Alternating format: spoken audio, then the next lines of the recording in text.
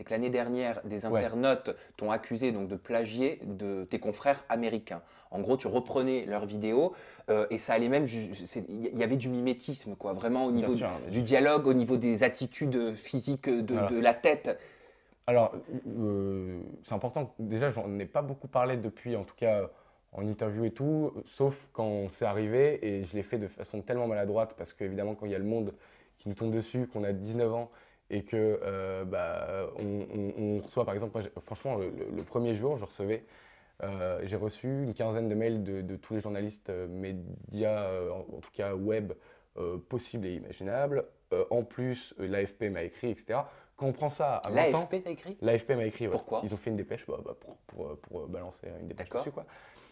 J'ai répondu à personne, mais par contre, après, moi, j'avais travaillé avec Koé, il m'a dit de venir, j'y suis allé.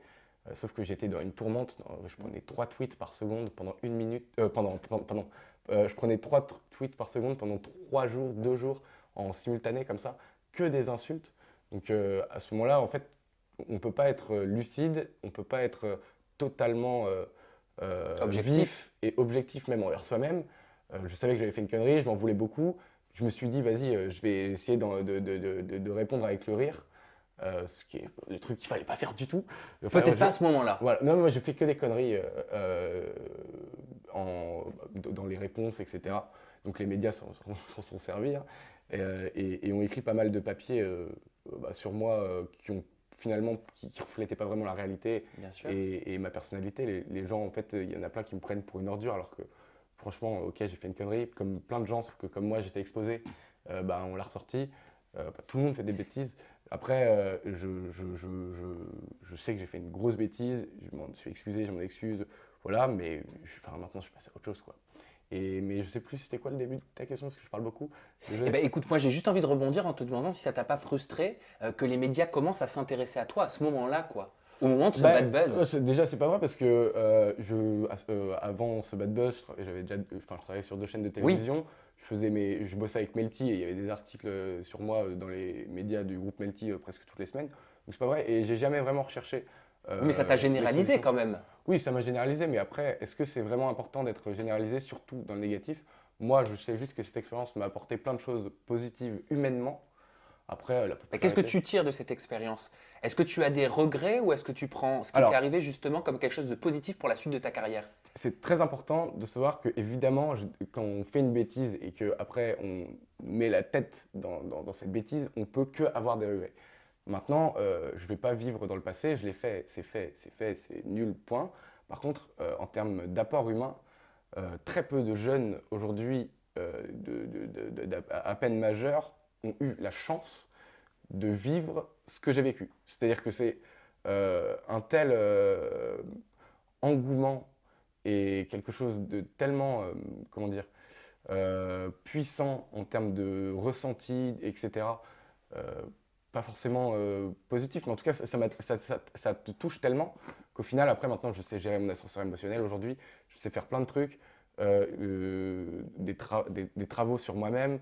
Enfin, je sais pas, je trouve pas les mots pour décrire ça, mais en tout cas, Oui, je aujourd'hui, comprends. pour te donner un exemple concret, aujourd'hui, par exemple, ça m'est arrivé de donner des mini-conférences, des cours en gros, à des chefs d'entreprise sur le fait de vivre un bad buzz. Tu vois, donc je me retrouve en face de chefs d'entreprise pour expliquer mon expérience, etc.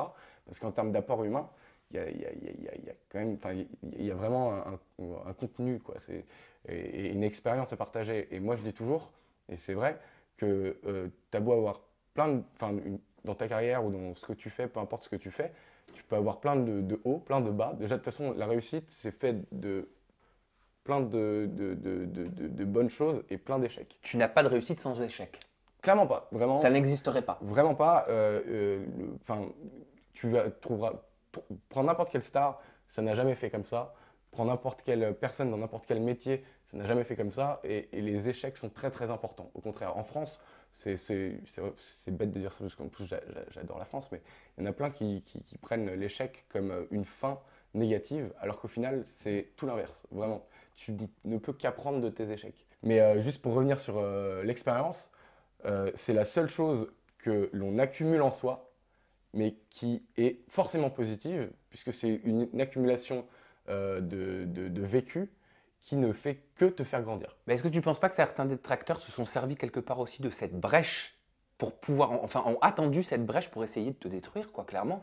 Ouais, non, je pense pas qu'il y ait des gens qui avaient. Enfin, personne n'avait mon portrait sur un mur en Wanted. mode, avec des fléchettes. Non, non, non, pas du tout. Mais par contre, il y a une chose qui est sûre et certaine, c'est que enfin, j'en ai jamais parlé parce que je n'ai aucun intérêt, mais je peux le faire maintenant. J'ai trouvé ça un peu injuste, le côté acharnement et le côté. En fait, je trouve ça plus dégueulasse de taper sur quelqu'un qui est déjà par terre dans l'idée de faire du profit en termes de vues, etc. Donc en plus, carrément, on peut parler d'argent, tu vois, là. Parce qu'aujourd'hui, il y a des youtubeurs qui ont fait des vidéos sur moi en me détruisant et qui ont gagné la masse d'abonnés, de vues, etc. grâce à ça. Et ils l'ont fait juste pour ça. Et ils ne se sont pas dit, tiens, il y a un petit gars de 19 ans quand même qui est en train de se prendre une avalanche de trucs monstrueux dans la tête et tout. Ils l'ont fait juste de façon à gagner quelque chose. Et ça t'a blessé? Ça m'a pas blessé, mais par contre, je trouvais pas très très juste le fait que les gens, beaucoup ne le voyaient pas. Enfin, tu vois, ce que j'ai fait, ok, plagier des vidéos, j'ai plagié 7 vidéos sur à peu près 300 que j'ai fait et ça a été une grosse connerie. Mais 7, encore une fois, il n'y a pas mort d'homme, tu vois. Honnêtement, j'ai beaucoup de recul sur moi-même. Je sais que j'ai fait une grosse connerie, mais de là maintenant, quand on prend la proportion que ça a pris et le geste, on va dire, l'erreur, c'est démesuré. C'est clairement démesuré. Et même, c'est pour ça que je disais ça, je pense que les gens qui ont fait des vidéos dans le but de gagner en popularité en me tapant dessus à ce moment-là, on fait quelque chose de encore plus grave que ce que moi j'ai fait. Vraiment, je pense vraiment. Après.